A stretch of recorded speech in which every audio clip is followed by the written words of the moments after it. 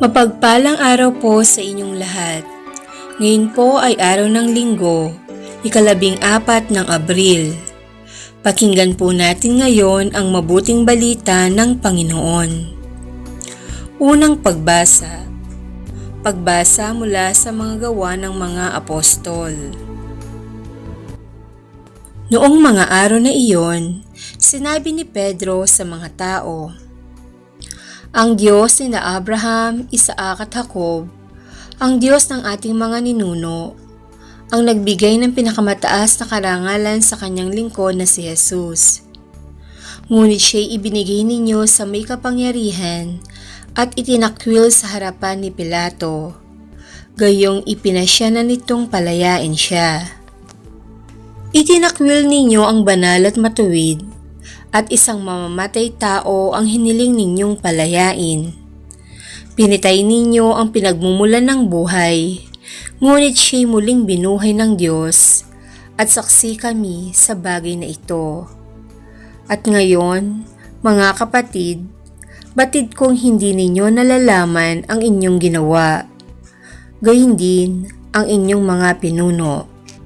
Ngunit sa ginawa ninyo'y natupad ang malaon ng ipinahayag ng Diyos sa pamamagitan ng mga propeta na ang Kristo'y kailangang magbata. Kaya't magsisi kayo at magbalik loob sa Diyos upang pawiin niya ang inyong mga kasalanan." Ang salita ng Diyos. Salamat sa Diyos. Salmong tugunan. Poon sami pasikatin, liwanag sa iyong piling. Sagutin mo ako sa aking pagtawag, Panginoong Diyos na aking kalasag. Ikaw na humango sa dusa ko't hirap, ngayon pakinggan mo sa aking mahabag. Poon, sa ami pasikatin, liwanag sa iyong piling. Dapat mapagkuro ninyo at malaman na mahal ng poon akong kanyang hirang. Dinirinig niya sa pananawagan. Poon, sa ami pasikatin, liwanag sa iyong piling. O Diyos, ang ligayang bigay mo sa akin, higit na di hamak sa galak na angkin. Nilang may maraming imbak na pagkain at iniingat ang alak na inumin. Poon, sa ami pasikatin, liwanag sa iyong piling. Sa aking paghimlay, ako'y mapayapa, pagkat ikaw poon ang nangangalaga. Poon, sa ami pasikatin, liwanag sa iyong piling. Ikalawang pagbasa. Pagbasa mula sa unang sulat ni Apostol San Juan. Mga anak, isinusulat ko ito sa inyo para hindi kayo magkasala. Ngunit kung magkasala ang sinuman, may tagapamagitan tayo sa Ama, at iya'y si Hesukristo ang walang sala. Sapagkat si Kristo ang handog sa ikapagpapatawad ng mga kasalanan natin, at kasalanan din ng lahat ng tao.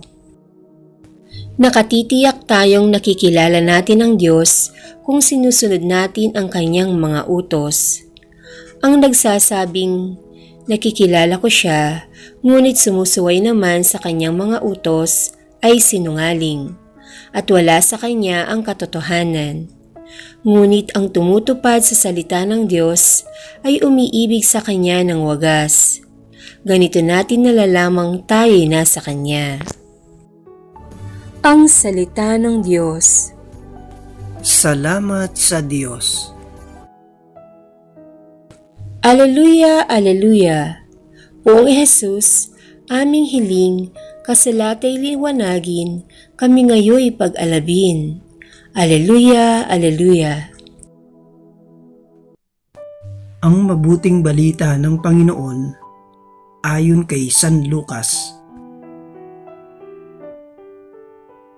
Noong panahong iyon, samantalang pinag-uusapan ng mga alagad ni Jesus kung paanong nakilala si Jesus sa paghahati-hati ng tinapay, si Jesus ay tumayo sa gitna nila.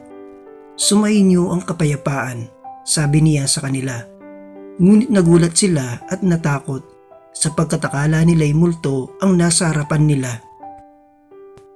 Kaya't sinabi ni Jesus sa kanila, "Ano't kayo'y nagugulumihanan? Bakit nag-aalinlangan pa kayo? Tingnan ninyo ang aking kamay at paa. Ako nga ito. Hipuin ninyo ako at pagmasdan. Ang multo'y walang laman at buto, ngunit ako'y mayroon tulad ng nakikita ninyo."